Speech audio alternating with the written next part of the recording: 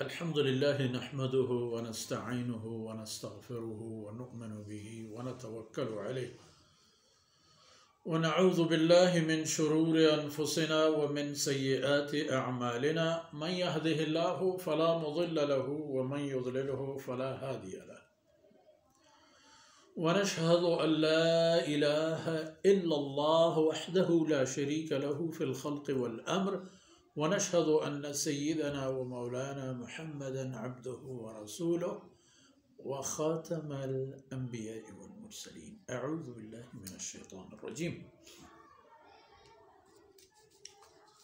فاصبر لحكم ربك ولا تكن كصاحب الحوت إذ نادى وهو مكظوم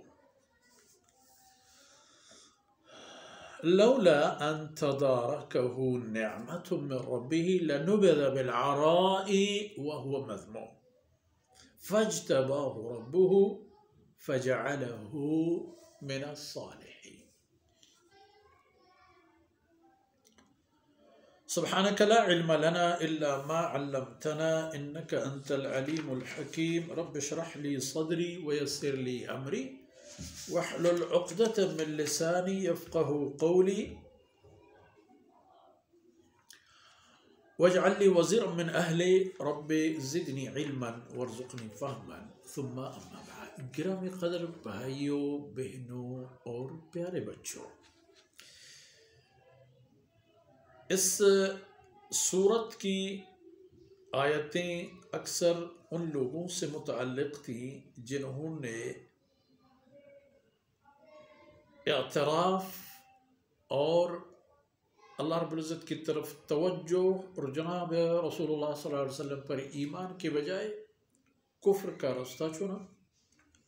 اللہ کے رسول صلی اللہ علیہ وسلم کو اذیتوں اور تکلیفوں سے باز نہ آئے، آپ کو بہت ستایا، بہت پریشان کیا. تو یہاں حضرت صلی اللہ علیہ وسلم کی تشفی اور تسلی کے لیے ایک ایسا واقعہ بیان فرمایا جا رہا ہے کہ جو آن حضرت صلی اللہ علیہ وسلم کے لیے تو ہے ہی 100% اطمینان دلانے والا فارمولہ، بلکہ ایک گارنٹی کہ آپ گھبرائیں نہیں، آپ پریشان نہ ہو جائیں،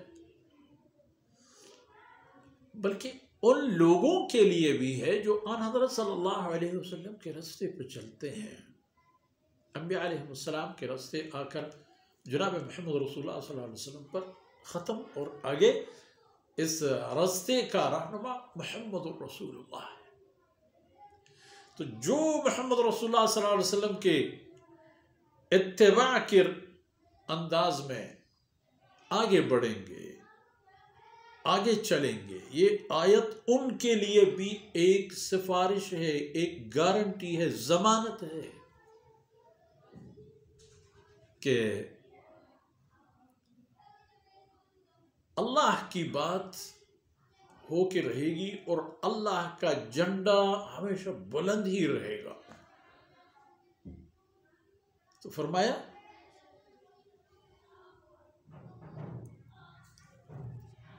فَاصْبِرْ لِحُكْمِ رَبِّكَ، اپنے رب کے حکم پر ڈٹے رہو، ثابت قدم رہو. اب رب کا حکم کیا ہے؟ کلمہ لا الہ الا اللہ کے تقاضوں کو پہ لانا، اور جو کچھ آن حضرت صلی اللہ علیہ وسلم پر نازل ہوئے ہیں ان کو قول و عمل کی صورت میں دکھانا، سکھانا، پڑھانا اور عمل کرانا. یہ ہے اللہ کا.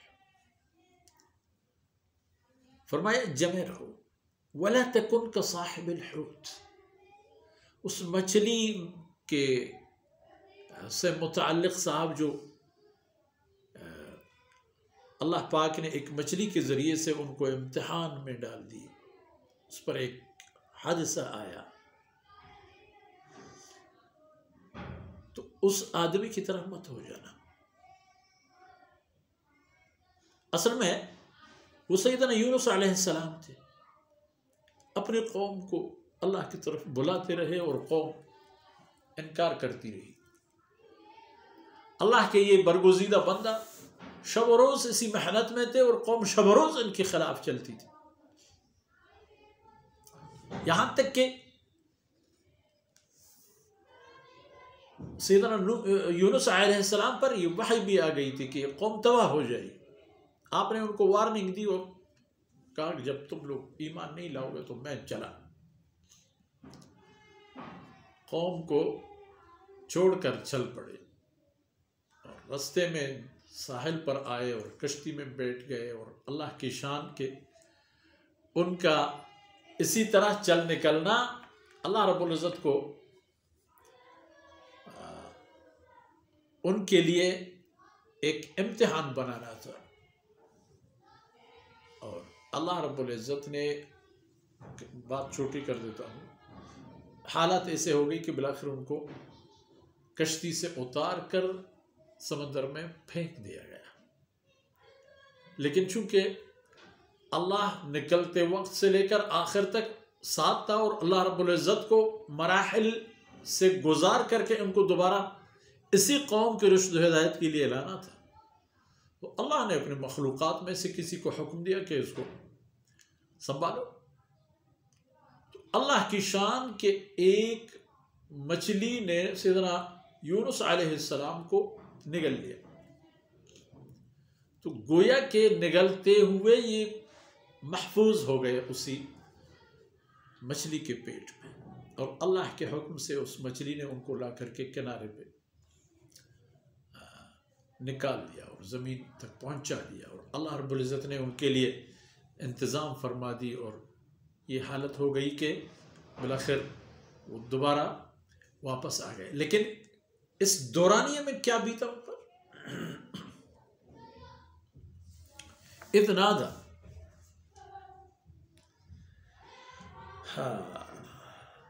اذ نادا وہو مکظوم، کہ غمگین حالت میں اس نے اپنے رب کو پکارا۔ غم بالا غم، ایک تو قوم کی تباہی، اللہ کی باتوں پہ نہ آنا، یعنی اللہ کی نافرمانی کا ارتکاب انبیاء علیہ السلام پر سب سے بھاری برکم صدمہ ہوتی تھی۔ لوگ اللہ کی باتیں نہیں مانتے تھے اور یہ لوگ غمگین ہوتے تھے کہ اللہ تیری مہربانی سے یہ لوگ یہاں تک پہنچے اور اب یہ ان کا عالم ہے، آپ انہیں ان کی اخروی سعادت کے لیے بلا رہے ہیں اور یہ اپنے اخروی تباہی کے لیے جا رہے ہیں۔ ہاں یاد رکھیے، اللہ کے کلام انبیاء علیہ السلام کے راستے اخروی سعادت کی طرف جاتی ہے، اور جو انبیاء علیہ السلام کے رستوں سے ہٹ کر جاتا ہے وہ تباہی ہے، اخروی تباہی۔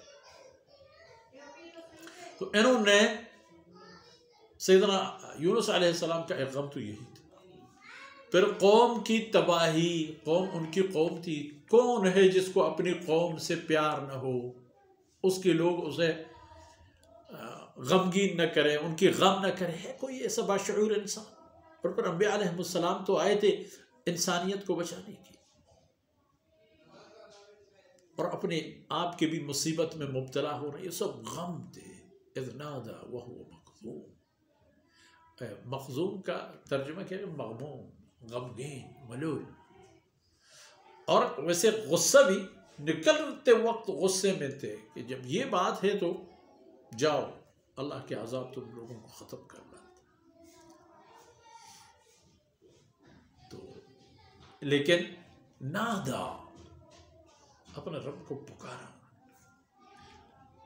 اب جو سیدنا یونس علیہ السلام کی باتیں تھی، کیا پکارا، کیا ہوا، کس بات، انشاءاللہ اگلے نشست میں ان باتوں کا احاطہ کریں گے، اس دعا کے ساتھ کہ اللہ رب العزت ہمیں اپنے کلام اور اپنے آخری رسول سیدنا محمد رسول اللہ صلی اللہ علیہ وسلم کے اہداف پر چلنے کی سعادت نصیب کرے، دنیا اور آخرت کی سرفرازی نصیب کرے، دنیا اور آخرت کی تباہی سے اللہ رب العزت اس امت کو اور انسانیت کو محفوظ فرمائے۔ وصلی اللہ علی نبینا محمد وعلی آلہ وصحبہ